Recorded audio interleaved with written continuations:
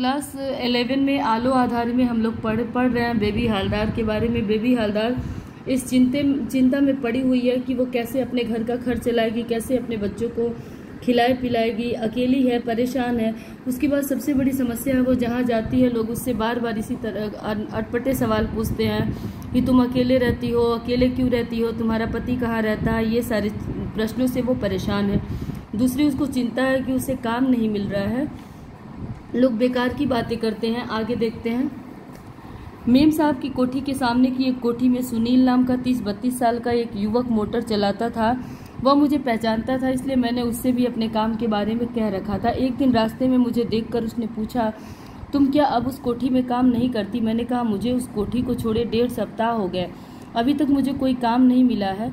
वह बोला, ठीक है, मुझे काम के बारे में कुछ पता चलेगा तो बताऊंगा। एक दिन बाद दोपहर को बच्चों को खिला पिलाकर मैं उनके साथ सो रही थी कि सुनील आया और बोला, क्यों, काम मिला?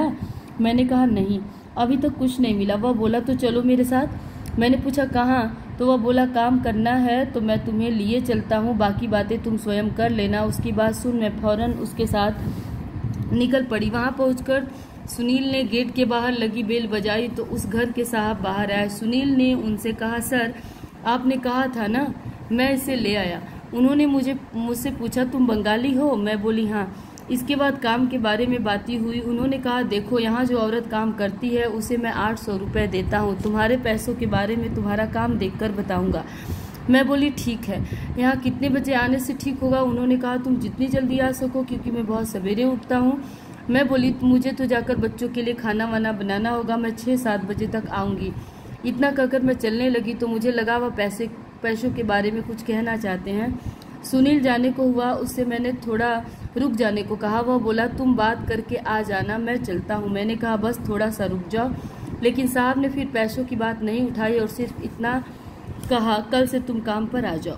अगले दिन मैं काम पर आई तो दूर से ही 35-40 वर्ष की एक विधवा को उसी घर में काम के लिए जाते देखा। साहब बाहर पेड़ों में पानी दे रहे थे। मुझे देखते ही वह भीतर गया और उस औरत से साफ साफ बातें करके उसी समय उसे काम से हटा दिया। वह औरत भी बंगाली थी। बाहर आते ही उसने मुझे गालियां देना शुरू कर दिया। मैंने कहा, देखो मैं कुछ जानती नहीं, यदि जानती होती कि यहाँ पहले से ही कोई काम कर रहा है तो मैं नहीं आती। मुझसे कहने से कोई लाभ नहीं, तुम साहब को मेरी तरफ से जाकर बता दो कि वह इस तरह काम करने को राजी नहीं है।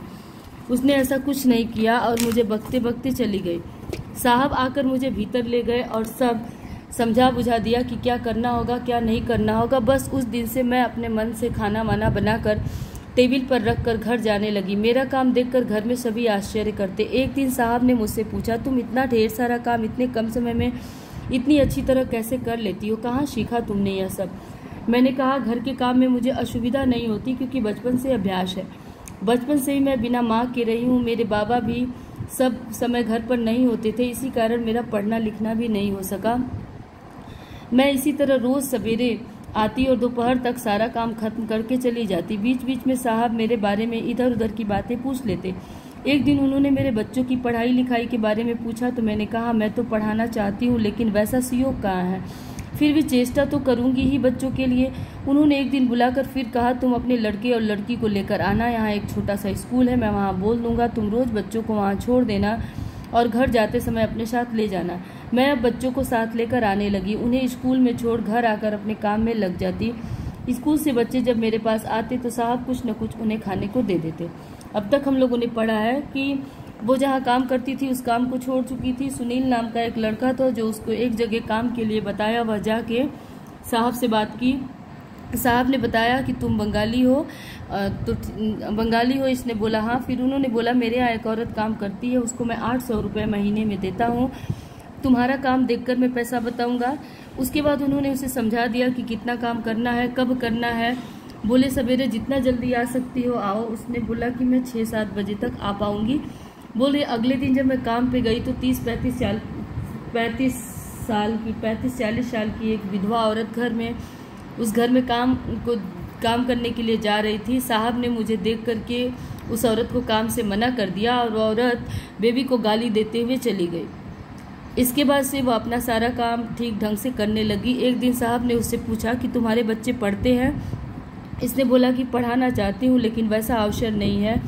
तो उसमें के मकान मालिक ने बोला कि मेरे घर के बाहर घर के सामने एक छोटा सा स्कूल है, तुम अपने बच्चे को लाओ, मैं स्कूल में बोल दूंगी, तुम उन्हें यहाँ पढ़ने को डाल देना और जब तुम इधर से जाना तो बच्चे को लेके जाना। बेबी ने बच्चों को स्कूल में डाल दिया। अब वो बच्चों के साथ आने जाने लगी है। बाकी हम कल पढ़ते हैं।